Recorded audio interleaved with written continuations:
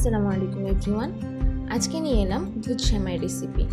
খুব অল্প উপকরণে আমি দুধ সেমাইটি তৈরি করেছি। তো চলুন শুরু করা যাক।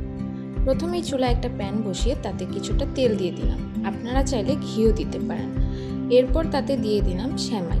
সেমাইগুলো আমি একটু ফ্রাই করে নেব। একটু লাল লাল করে ভেজে নেব সেমাইগুলো। খুব বেশি ভাজতে যাবেন না, এতে কিন্তু সেমাইটা পুড়ে যাবে। একদম অল্প আছে আমি ঠিক এরকমভাবে লাল লাল করে একটু ভেজে নিয়েছি। এরপর চুলায় একটা প্যান বসিয়ে তাতে হাফ কাপ পরিমাণ চিনি দিয়ে দিয়েছি। এটা দিয়ে আমি একটু ক্যারামেলাইজড করে নিব।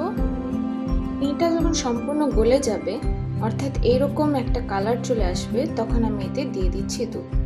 প্রথমে কিন্তু নাড়তে একটু অসুবিধা হবে, এতে কিন্তু ভয় পেয়ে যাবেন না।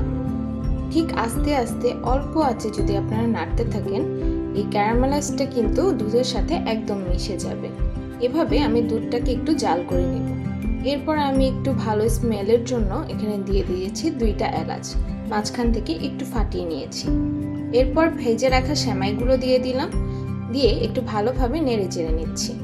এরপর কতক্ষণ আমি মিডিয়াম আঁচে প্রায় 5 থেকে 10 মিনিট একটু জাল করে নিব। আমি এখানে 2 কাপ দুধ নিয়েছিলাম, সেটাকে আমি জাল দিয়ে প্রায় 1 কাপ করে নিয়েছি।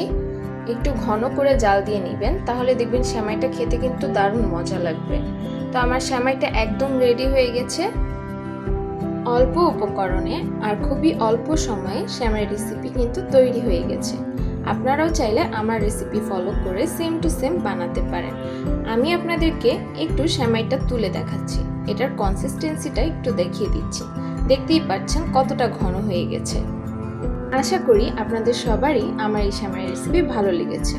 আপনারা কিন্তু অবশ্যই বাসায় ট্রাই করবেন, দেখবেন খুবই মজা হবে। তো আজকে এই পর্যন্তই। সবাই ভালো থাকবেন, সুস্থ থাকবেন। আল্লাহ হাফেজ।